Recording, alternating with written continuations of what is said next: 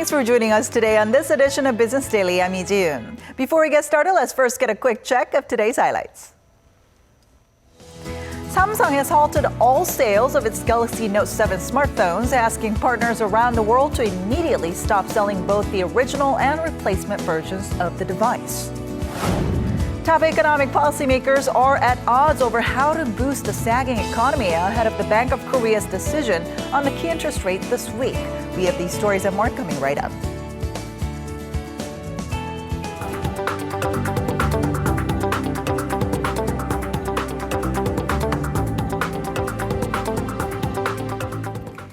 Samsung Electronics asks its global partners to stop sales and exchanges of its Galaxy Note 7 smartphones, following reports of several additional fires over the past couple of days. And it comes just 24 hours after Samsung said it would adjust its production levels. Our Kim Min-ji starts us off.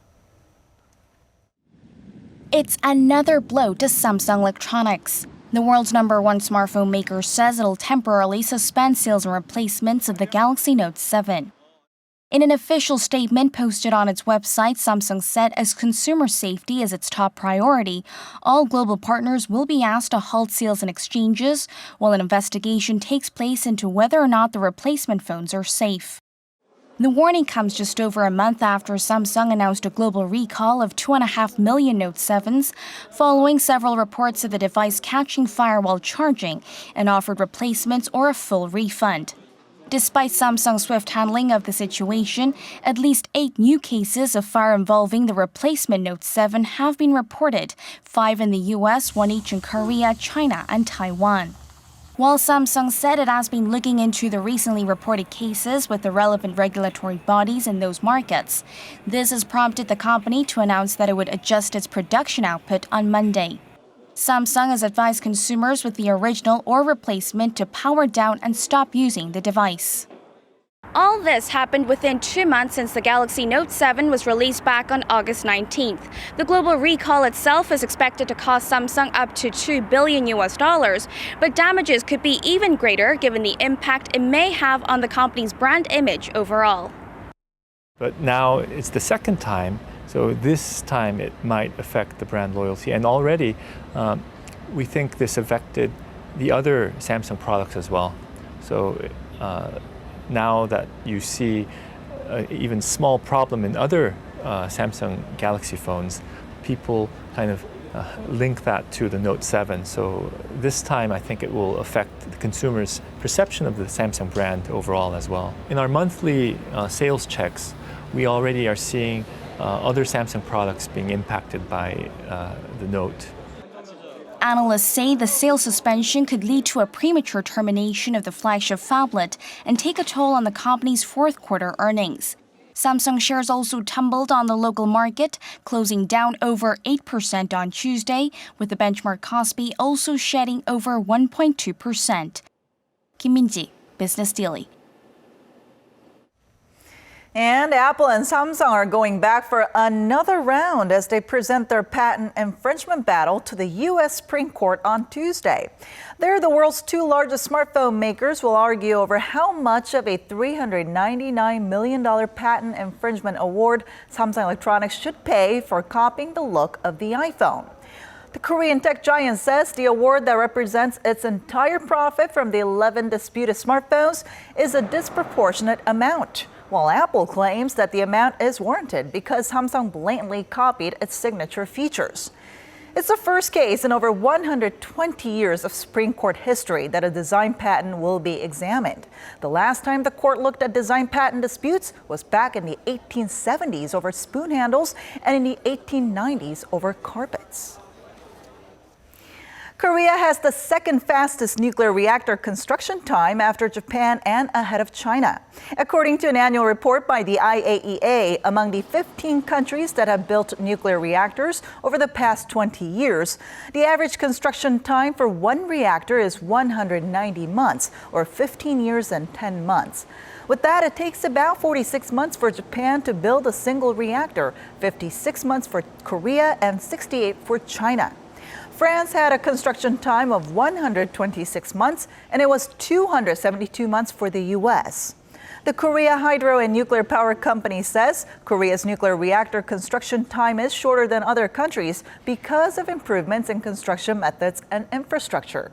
The agency also said this short time period poses no safety issues. The deadline is behind us, and 5 of Korea's big companies have thrown their hats into the ring for a prized duty-free in-city license. And our Yoon's Kim takes a look at the proposals that judges will evaluate before making their final decision. As expected, 5 major players are in the running: Lotte, Hyundai, Shinla, Shinsegae, and SK. 2 among them will not make it through. On the offensive to reclaim their lost licenses are Lotte Dutyfree and SK Networks. The uncontested market leader until recently, Lotte says it aims to win back the 1,300 jobs lost with the closing of its World Tower outlet. And with one-time company head Shin Young-ja under a bribery investigation now stepped away, Lotte pledged to become better. We'll work hard to be a more transparent company with a more objective corporate culture. SK Networks, forced to shutter its 52-year-old tax-free shop last year, is envisioning a massive resort-style shopping destination, into which it plans to inject some $541 million over 5 years. We want to create a spa resort that outshines Singapore's Marina Bay sands. Newcomer Hyundai Department Store has put forth its outlet at COEX as its base of expansion, which also has access to an in-city flight check-in terminal. We've secured agreements from luxury brands as well as commitments to attract 2 million Chinese tourists annually. HDC Shilla has its eyes on a tech-inspired duty-free outlet. We are basing our store on an IT concept targeting millennials born in the 1980s and beyond. As retail giant Shinsegae proposes to create a shopping theme park of sorts at Central City in Gangnam's Banpo. We won't stop at being a landmark and instead create a complex that leaves a mind mark on foreign visitors. At a time of flat economic sentiment, enthusiastic duty-free shoppers have been the rare bright spot. As the government moves to extend the duration of the licenses from 5 years to 10, the next opportunity for a license bid looks to be far off. Final announcements will be made before Christmas by December 13th. Eunice Kim, Business Daily.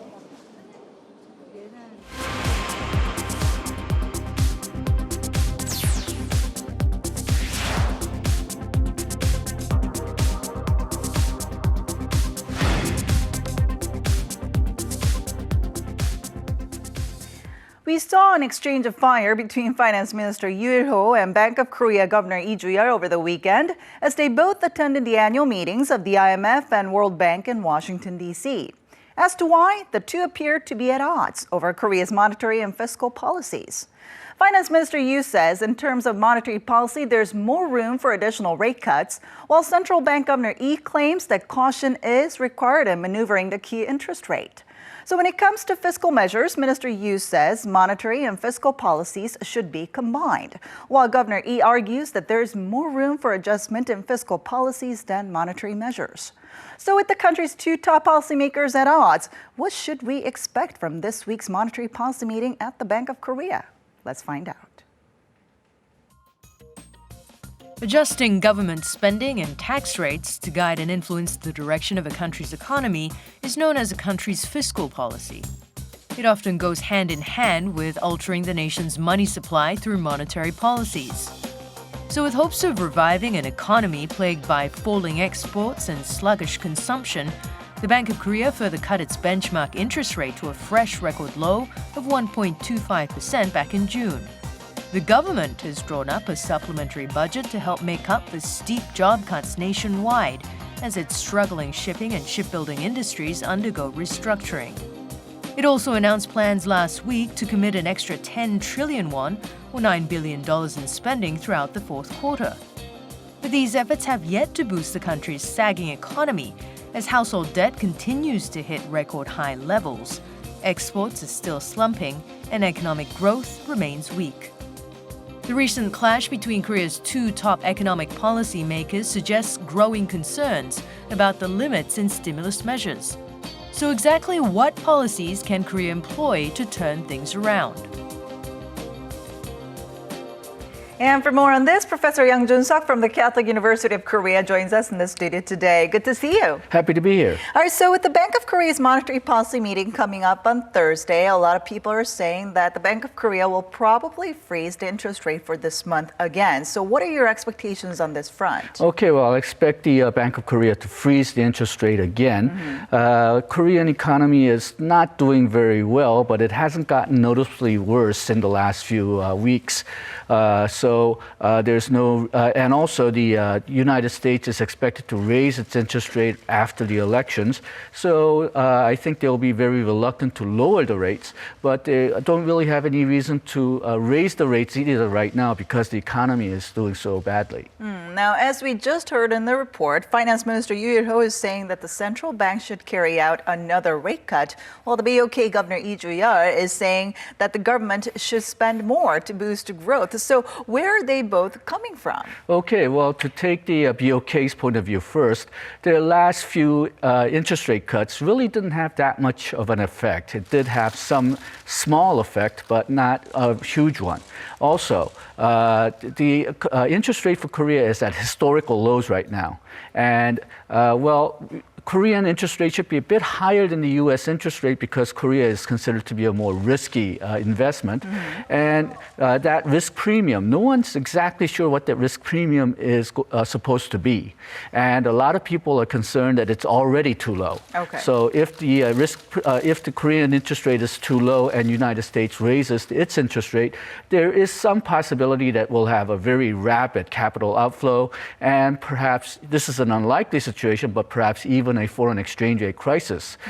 So I think the BOK is saying enough is enough. Let's hold for a minute. And the monetary policy hasn't done a very good job so far, so let's have some other policy take effect. Now, from Vice Prime Minister Yoo's point of view, Korean debt ratio is not that bad. Government debt ratio is about 40% by the OECD standards. If we add state-owned enterprises and other government-related organizations, it's about 60%. Compared to other OECD countries, that's not bad at all. Okay. So there seems to be some room for fiscal policy, but Korea's demographic says that in about 20 years or so, you'll have a lot of government spending because you have a lot of old people, and then you have less tax revenue because there's less working age people. So he's looking at about 20 to 30 years in the future when Korea is going to have probably a deficit and debt problem. So he doesn't want to raise the government debt right now. So that's the clash that they're having right now. But the IMF and OECD have also called on Korea to further expand fiscal policies. Why so? Okay, well, as I mentioned before, monetary policy seems to have lost its power. It's not just in Korea, but in most other major countries. Now, the thing about the monetary policy is that it indirectly tries to get you to consume and invest by saving less or borrowing more. And that seems to have hit its limits. Whereas fiscal policy, government is actually going out and buying stuff or giving money so that people can buy stuff. So that seems to be a much more direct way of doing it. Europe has tried austerity, not spending, having government spending, and that doesn't seem to be working. Whereas some of the governments which has loosened up its fiscal policy seems to be recovering somewhat faster. So most of the international organizations are now re-looking at fiscal policy and recommending that if you have room to increase government spending, you should. Then where does Korea stand in terms of government spending? I mean, is it possible for the Korean government to spend more? Okay, well, they just passed the supplementary budget. Right. And sort of the incredible thing about this particular supplementary budget is that they financed it without increasing debt. Which meant that when they were forming the budget in the first place, they decided not to spend some money. They deliberately kept some money from, kept some tax revenues and not spend it. And that seems to me, given the very slow growth of the Korean economy, not something that you should have done. It should have done. So I think they should have carried out the regular budget as a balanced budget and then use supplementary budget to go a bit more into the deficit. Now, Vice Minister Yoo is concerned because, well, while Korean official government surplus is about zero, so we're not in deficit or not in surplus, but if you include the pension systems, then we're about 2% of the GDP into deficit. And I think he's very concerned about that, but compared to the other OECD countries, that's not too bad. Now, Korea's current record low interest rate, as many believe, has resulted in the country's massive household debt problem. And so how effective has monetary easing been in boosting growth? And do you see any more rate cuts down the road? Okay, well, the household debt has been increased partially because of the low interest rate, partially because of the real estate market. I was very disappointed that the government, if they were so worried about the household debt, they did not increase LTV or DTI regulations so that the bad credit risks do not borrow any more than they should. Right. But they didn't pass those regulations, and they want to lower the interest rate, and they want to worry about household debt. I think that's a paradox. You can't have all three. Now, with you and E at odds over these policies, some are saying that instead of being at opposite ends, the two should actually work together with a perhaps policy mix. What are your thoughts on that? I think that's the ideal way of doing it. I think the ideal policy is to have expansionary fiscal policy and lower interest rate at the same time. Right. But Bank of Korea does not have that many bullets left. So I think rather than spending the bullets right now, shooting by itself, it should perhaps early next year, when we try to get the next year's budget across, make that an expansionary budget and have the interest rate to back that up rather than just having an interest rate cut now. So for now, I guess we'll look forward to what comes out of the meeting on Thursday. Thank you so much for coming in today. Thank you.